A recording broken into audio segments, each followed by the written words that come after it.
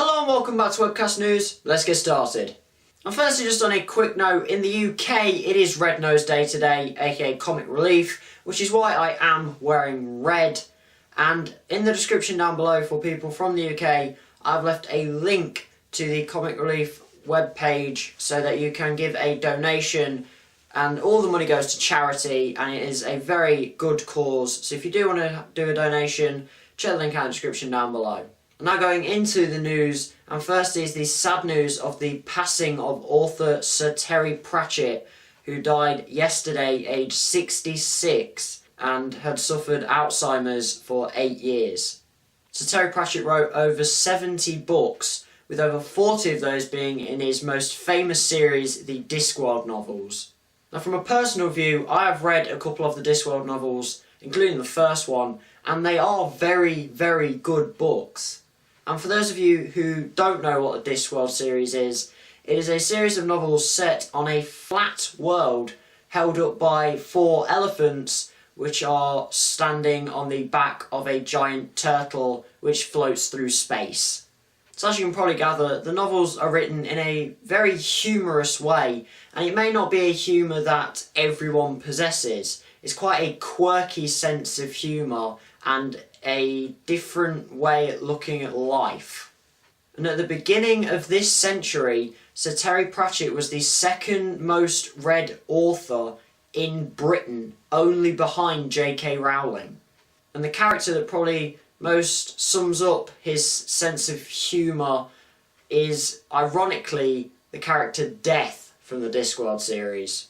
Now it sounds like a very depressing character, but it was, in the books, it was just a kind of normal character, and he just made it a regular character, but he spoke in only capital letters.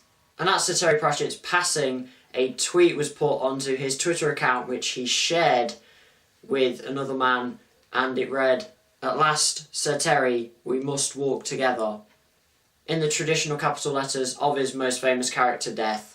Lots of tributes have come in from other people who are close to him, and he was an absolute genius in the book world, and in general really, for just his sense of humour.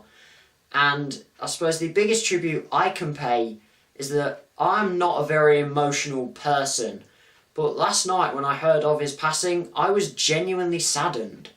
Unfortunately, his memory will live on for a very long time in his books and his novels, and for all the great work he has done outside of that, and thoughts go out to the friends and family of Sir Terry Pratchett. And finally, in terrifying news, a woman in Wales found the eggs of what is considered to be the most poisonous spider in the world, the Brazilian wandering spider, on a pack of bananas she bought from Tesco. Now I will come back to why I specifically mentioned Tesco, but to get into the story, 43-year-old Maria Layton bought a pack of bananas from Tesco, and about a day later, her 6-year-old daughter wanted a banana. So she went over, took one, and found a cocoon of spiders on the banana. Confused by this, she then went onto the internet to try and find what type of spider it would be, and found that it is most likely the Brazilian wandering spider, which according to the Guinness Book of World Records is the most poisonous spider in the world.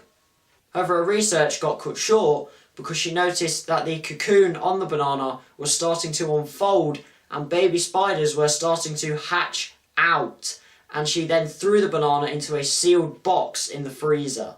Now here's where Tesco's comes in, because she rings up Tesco's 3 times to get to their customer service area, and this is all whilst spiders are possibly walking around in her house. She doesn't know if any of them have escaped.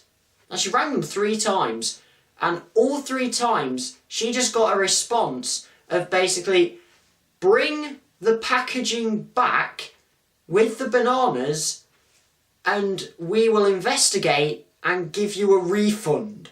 And this led to the mother of 2, in probably fury and quite rightly, to post on the Tesco Facebook page.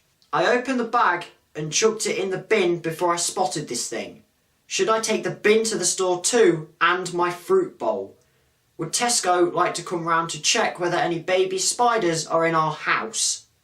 However, she definitely won't be getting the last one, because Tesco said that they do not have a service where staff can go out to customers' houses to check on items.